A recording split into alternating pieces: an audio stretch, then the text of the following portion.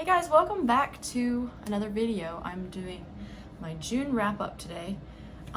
It's hard to believe June is already over. It's already July 5th. The months have just flown by and it seems like I'm always doing a wrap up. But I'm excited about today's wrap up. I read some good books this month. And also it was kind of a month of finishing up books that I'd carried in from the last month. So yes, let's get started. The first book I read was Why Didn't They Ask Evans by Agatha Christie. And I'm not sure what really to say about it because it's an Agatha Christie. Like if it's an Agatha Christie, you just, yeah, anyways. But it is about a man and he was golfing and he looks over a cliff. He hears a yell, someone screams. He looks over a cliff and there is a body. And so he goes down to the body and he's not quite dead, but he's almost dead. And right before he dies, he opens his eyes and he says, "Why didn't they ask Evans?" And then he dies. And it's basically this man, Bobby, I think that was the main character's name. It's him trying to figure out the mystery of who is Evans and was this death an accident or murder? And so just ensues lots of crazy stuff that happens, and it was very enjoyable, and I read that as an ebook, so I don't have the physical copy here with me. And then one I had started in May and finished like the first day of June is The Distant Land of My Father by Beau Caldwell. And this is a historical fiction about a family living in Japan at the beginning of World War II. And it basically shows when Shanghai is like taken over and all of the camps and everything, the main character, Anna, and her mom leave to go to back to San Francisco, I think.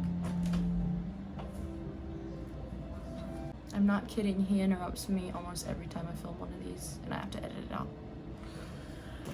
Anyways, I don't even know where I was. I'm sorry, not San Francisco, Los Angeles. They moved back to Los Angeles, live with her grandmother for a while, and she keeps getting promises that her father will come back. And basically it is her story of growing up mostly without her father and then in later years having her father. And it is not plot heavy, like it's very character driven, and I didn't enjoy it as much as I enjoyed her other book, Distant Land of My Father, but it was still good and heartwarming. I think I gave it 4 stars. Yeah, I gave it 4 stars. It took me a little while to read, but still enjoyed it, and glad I finally read this one because it had been on my shelf for a while. Okay, and then I read Dream of Love by Michael Phillips. Obviously tabbed this bad boy up. It is a chunky book. I think the biggest or the longest book I've read this year, 658 pages. And it is the 3rd and final book in the Dream of Life series, I believe. Man, this series just has so much because all of the books are like over 400 pages, probably closer to 500. And so much happens, but it doesn't feel like a 600-page book really. It takes a long time to read because it's a 600-page book.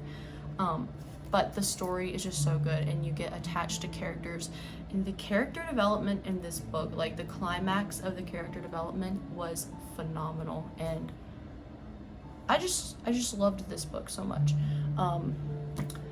It follows the same family, the Davidson family, and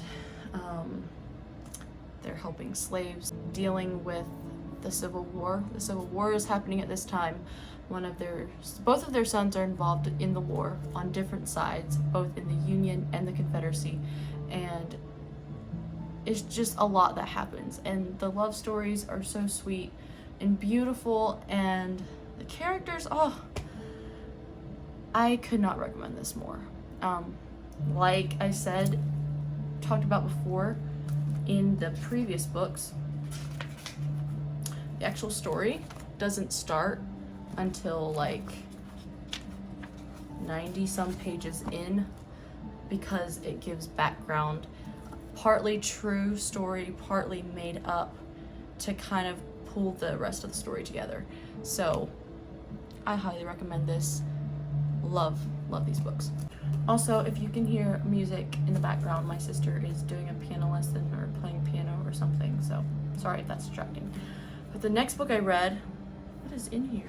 Oh, it's a bookmark. It's A Gentle Rebel by Gilbert Morris. It is the 4th book in the House of Winslow series, and I am slowly making my way through the series and really loving it. And it's kind of these books, I always have a hard time explaining these books, so I'm just gonna read some of the back. Nathan Winslow, the son of Adam and Molly, is at first opposed to the idea of revolution against the British crown, but eventually he becomes an American patriot. His love for the beautiful Abigail Howland, a proud and spoiled Tory, lies in direct conflict with his mission to help free his land. From the hotbed of patriotic activity in Boston to the green fields of Lexington, from Breed's Hill and Bunker Hill to the deadly overland winter trip toward Fort Ticonderoga, Winslow carries the banner of his family heritage and faith.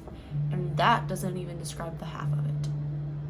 There's like a whole other main character that they didn't even mention in this book. I mean, on the back. So, yeah, obviously start with the first book. That I would definitely start with the first book and start the series because it's great. And then I read another ebook, Book Girl by Sarah Clarkson, one of the Clarksons. And that was such a fun book to read. There were parts where it was slow, and basically what it was talking about loving books and being a book girl, and it had so many lists. Most of the chapters were lists of books for different things, different genres, different things, different books that shaped her life, and they're put in different categories. I definitely got some book inspiration, and also when I came to a book that I have already read and loved, it made me so happy to know that like someone else appreciates it. When you meet someone who loves a book you love, it's just like a bonding moment. So it was really fun, and I definitely want to buy the physical copy one day. I think I gave that one 4 stars, but it was really good. And then a book that took me not quite 2 months, but started it in May 5th, finished June 28th, was The Tipping Point. Whoa, it's glaring. The Tipping Point by Malcolm Gladwell. And I don't know if I've ever really read a book like this before, or at least finished it. I felt like, it's like smart and dumb at the same time. Like, reading this just made me feel like, oh my goodness, I'm reading something really smart. But so much information in here. And I've discovered some really cool things. I definitely underlined a few things. It is not from a Christian perspective, which was kind of interesting to read actually, and seeing other people's point of view who are not Christians. He did talk about things from the Bible, but it had to do to bring out his point, not expounding on that. So there were some really interesting ideas and concepts. And if you are in the business world, I feel like this could be very helpful. And I've heard business people say that this was an amazing book for them, and I can see why, because of the different things that make ideas tip. But I just didn't enjoy it as much as I enjoy other books, because it wasn't a topic I'm heavily interested in. I feel like I would have enjoyed smaller bits of it and not a full book. But I'm not saying I wouldn't recommend it to somebody who is interested in this, because there were some interesting things in here. But I am glad I read it, so glad to have this one done. And finally, the last book, Devil at My Heels by Louise Zamperini and David Renson. Look at all of those tabs. Just like underlining stuff. If you don't know, this is the story of Louis Zamperini. He was an Olympian. He never won a medal in the Olympics. He was an Olympian, and he fought in World War II, and his plane crashed in the Pacific Ocean, and he was in the middle of the ocean for 47 days. That's insane, with basically nothing, just a few things that he used to survive.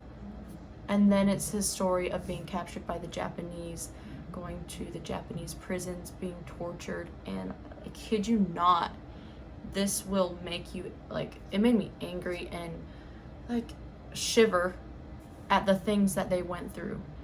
And one thing I appreciated, he just said it how it was. He said that some people just kind of try to not make it sound as bad as it was, but he just said it. And something about this story just touches me every time. And in the end, I almost got goosebumps and like chills. And his story of redemption is just the way God worked in his life, and God got a hold of his life. It's just so powerful. And I've read Unbroken by Laura Hillenbrand last year, and it's the same story, just written by a different person, and it was so good. And so I highly recommend this. And I actually have the young adult version of Unbroken too, and it has like way more pictures and stuff, and so I'm excited to read that eventually too. So yeah, I love this story.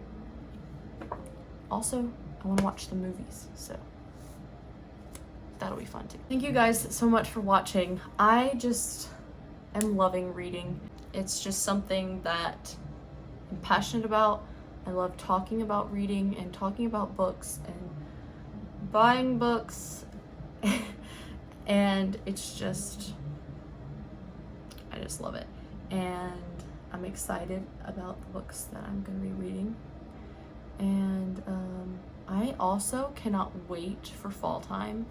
Fall and winter is just my favorite time to read, and I'm so excited to just cuddle up and do that and be able to go outside and read and not completely roast. So that'll be a plus. So thank you so much for watching, and I'll see you in the next video. Bye guys.